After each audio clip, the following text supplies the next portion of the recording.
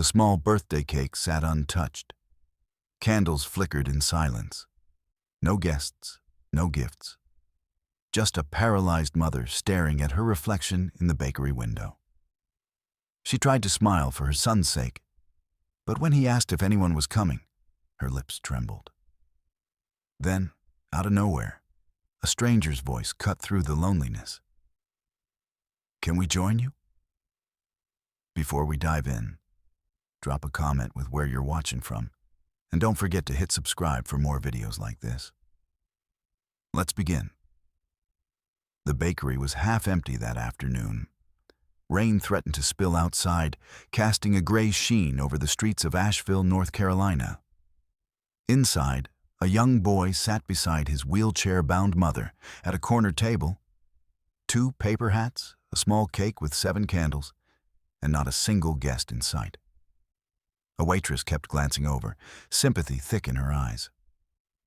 "Mom," said the boy, nudging her arm. "Did you invite Uncle Brian?" Ellie gave a gentle smile. "He's probably busy, sweetheart." Truth was, Brian had ghosted them months ago. Paralyzed from the waist down in a car accident 2 years prior, Ellie Richards had watched her old life unravel like threads. Her husband left. Her job vanished. Friends stopped calling.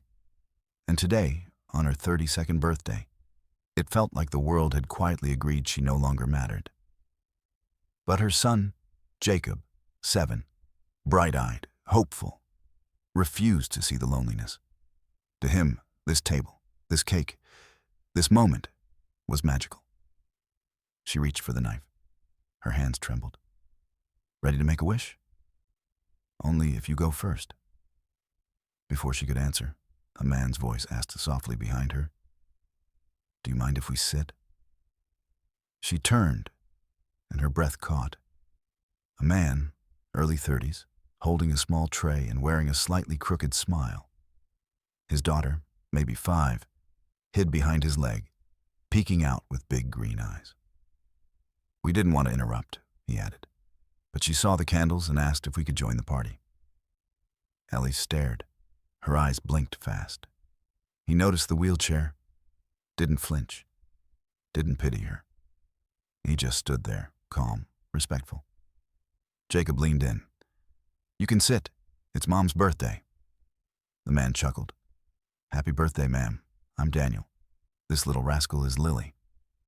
Ellie swallowed a lump. "Ellie, and this is Jacob." Jacob held out his hand like a miniature gentleman. "Hi, I'm 7, today." "Then we're celebrating double birthdays," Daniel said, pulling up a chair without waiting for more approval. "Because Lily just started kindergarten today." Lily grinned, climbing up beside Jacob. Within minutes, laughter erupted at that small corner table. Jacob and Lily bonded over frosting smears and crayon drawings. Daniel helped Ellie slice the cake, gently offering to hold the plate steady when her hands faltered. He didn't ask why she was in the chair. He didn't look for a sad story. Instead, he asked about Jacob's favorite, superheroes, and told them how he once mistook glitter glue for toothpaste during a tired morning rush. Ellie found herself laughing, a real laugh. Not forced, not polite. When the waitress came over, she glanced at Daniel, then back at Ellie, whispering, "You okay, hon?" Ellie nodded. More than okay. Later that evening, after the last crumbs of cake had disappeared and the sun dipped behind the clouds, the little corner table still buzzed with life. Crayons rolled off the edge. Napkins were crumpled with frosting stains.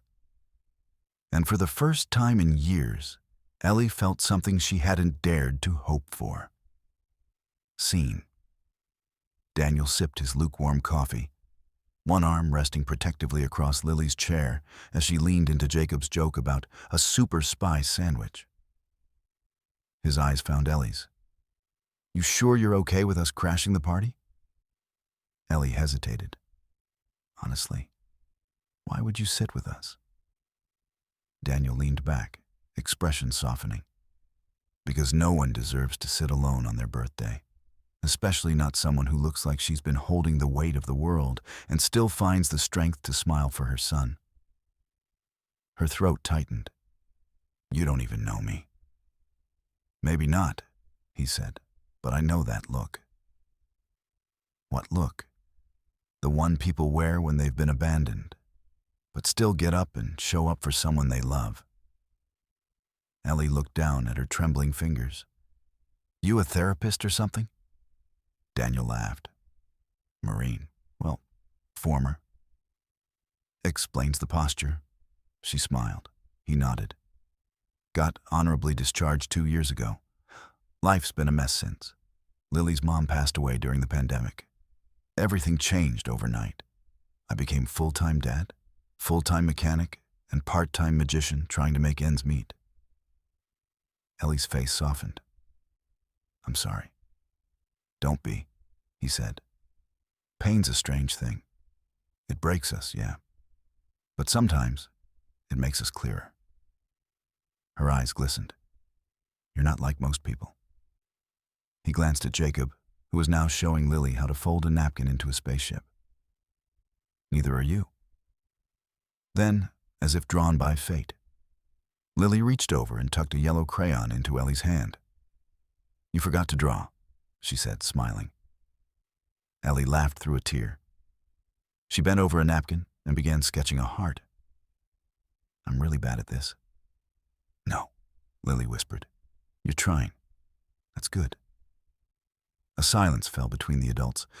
Not awkward, not tense, just full of unsaid stories. Daniel broke it.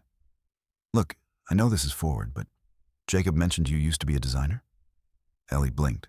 "Yeah, graphic design, before the accident."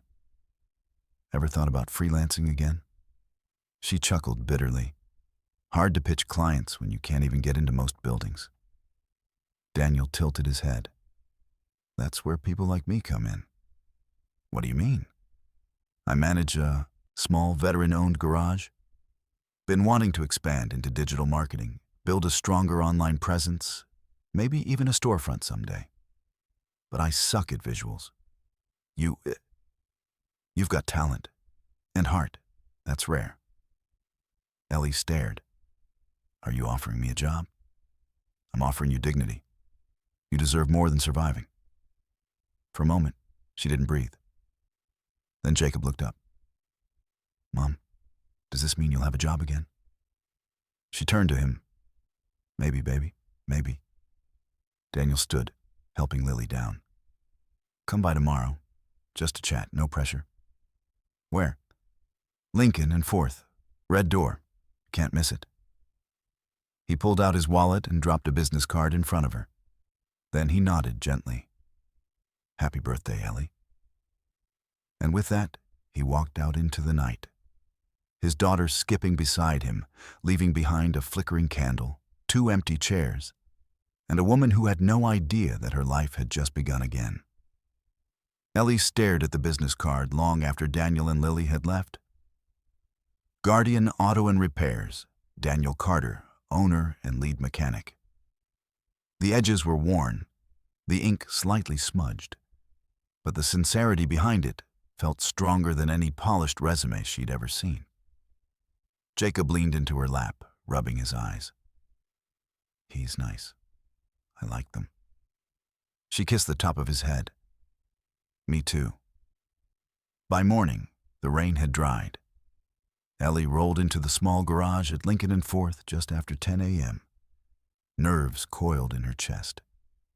She wore a charcoal gray hoodie and light makeup for the first time in months. A man at the front desk looked up. "You must be Ellie." She froze. "How did you know?" He grinned. "Boss said we'd have company today. Told us to look out for a woman with kindness in her eyes and a storm in her chest." Her breath caught. "Office is through there," he added, pointing to a side door. "He's been cleaning since 8 a.m. Ellie wheeled forward, hands trembling slightly as she pushed open the office door. Daniel stood there, wiping grease off his hands, the sleeves of his flannel rolled up to his elbows. A laptop sat open beside a coffee and a half-eaten banana. "You came," he said, like he truly didn't expect her to. She smiled. "You invited me. Didn't mean to scare you off." "You didn't. You gave me something I haven't had in a while. Hope." Daniel motioned to a chair beside the desk.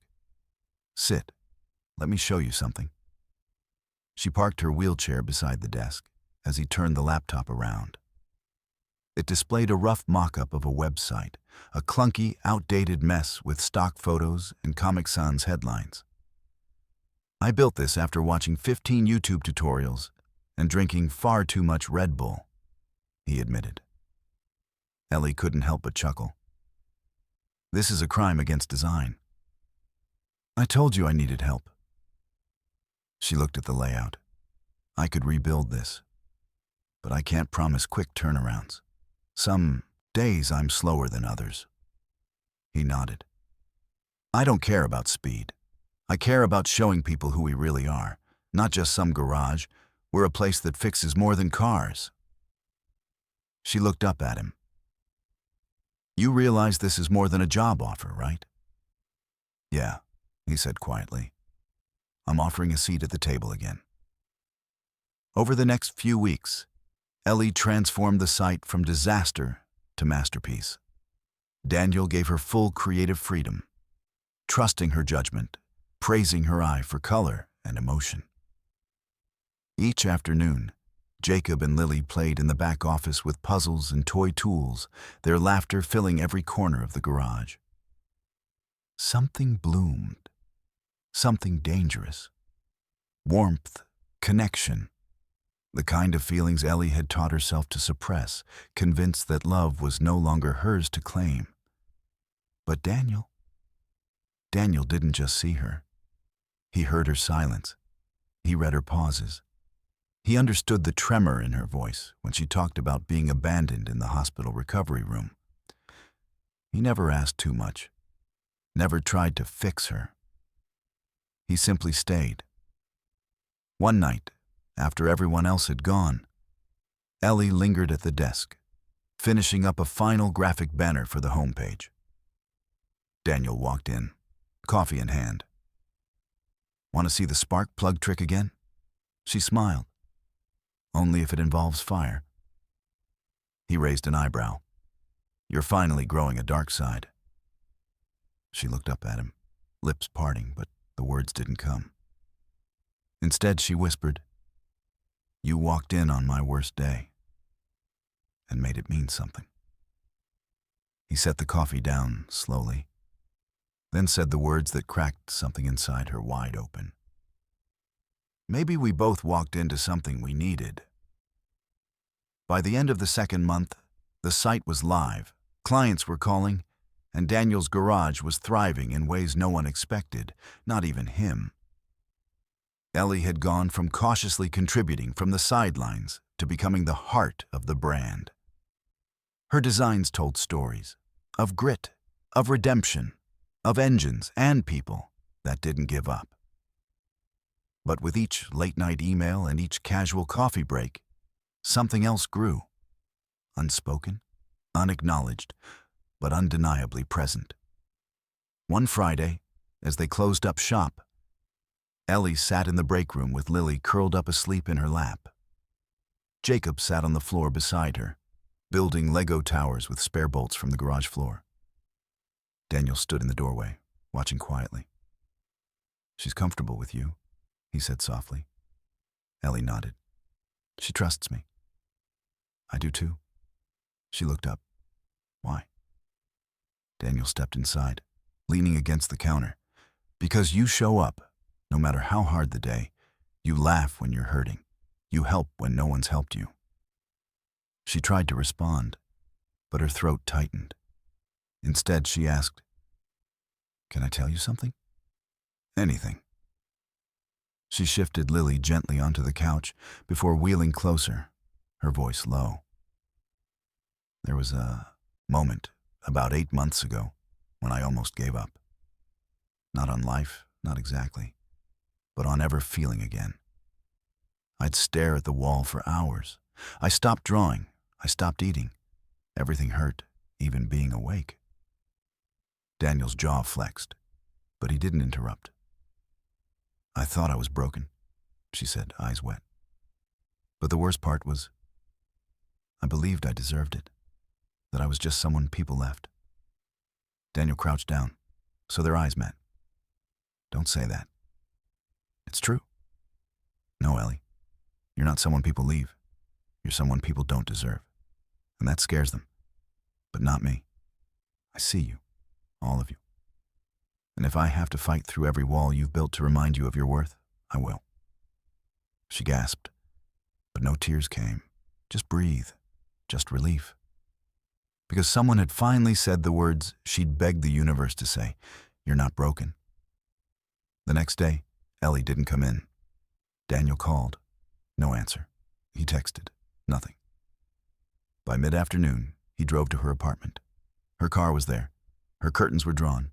The hallway smelled faintly of lavender. He knocked, waited, knocked again. "Ellie?" he called softly. "Jacob?" Still nothing. The cold pit bloomed in his stomach. Then, just as he raised his fist again, click. The door creaked open. Jacob stood there, hair messy, eyes red. She's not getting out of bed. Daniel stepped inside carefully. Ellie's room was dark, curtains pulled tight. The chair sat near the bed, empty. She lay curled beneath the covers, face turned toward the wall. "Ellie," he said gently. She didn't move. Daniel knelt by the bed. "Is it one of those days?" Her lips moved, barely. "It's the anniversary," she whispered. "Of the accident." Daniel's throat tightened. "Ellie." She turned slowly, finally facing him.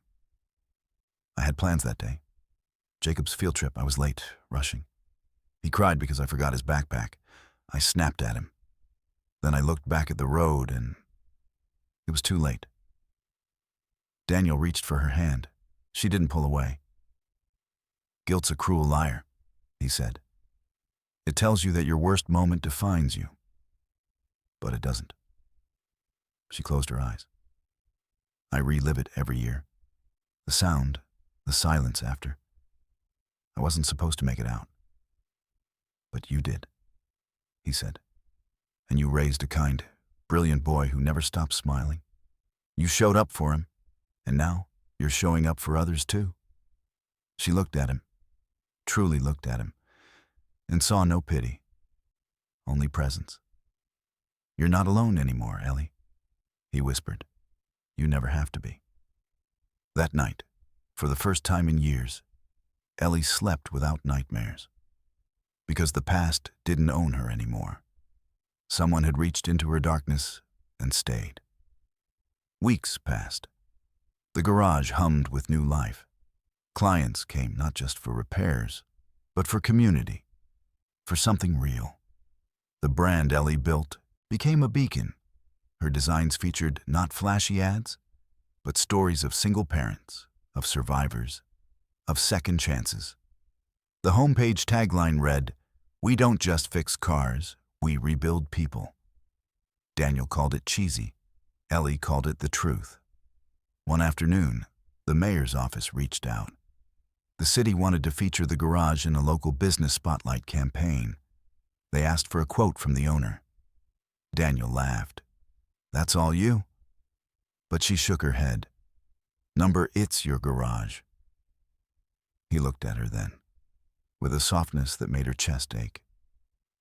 It's our garage now." That Friday evening, they threw a small block party in the back lot. String lights swayed above picnic tables. Kids played tag between toolboxes. Daniel grilled burgers, while Ellie wheeled between guests, making sure everyone had food and smiles. Jacob and Lily ran around in superhero capes, giggling like they owned the world. At one point, Ellie pulled away to breathe. The laughter, the music, the motion. It overwhelmed her, in the best way. But still, she wheeled to the side, behind the garage, heart racing. She felt a hand on her shoulder. Daniel, you okay? She smiled, breath shaky. Yeah, just feeling everything all at once. That's not always a bad thing. I'm not used to this. To what? Being chosen, she whispered. Not out of pity, but out of love. Daniel knelt, cupping her face. Ellie, I didn't fall for you because I had to. I fell because you're the strongest person I've ever met. Because when you laugh, it lights up places in me I didn't know were dark. Because your son makes my daughter smile in a way I can't. And because when I walk into a room and see you, I don't feel lost anymore. Tears rolled down her cheeks. But I'm broken, she whispered. He kissed her forehead gently. No, Ellie. You're brave. A month later, Daniel surprised her with a quiet backyard wedding. Only a few friends, their kids, the garage crew. As she rolled down the short aisle between folding chairs, Jacob clapped so hard his palms turned red. Lily dropped petals from a bucket and shouted, "Mommy number 2." Ellie cried through her vows. So did Daniel. And when they kissed, everything that once felt unreachable felt real. That night, as they tucked the kids into their shared room, Jacob whispered, "This was the best day ever." Lily yawned. Yeah, even better than cake day. Ellie and Daniel stood in the doorway, arms wrapped around each other, hearts steady. And for the first time in her life, Ellie didn't feel like a burden. She felt like a blessing, because she had learned something no accident, no heartbreak, no abandonment could take away. Being paralyzed didn't make her powerless. Being alone didn't make her unlovable. And all it took to remind her was one moment, one voice. Can we join you?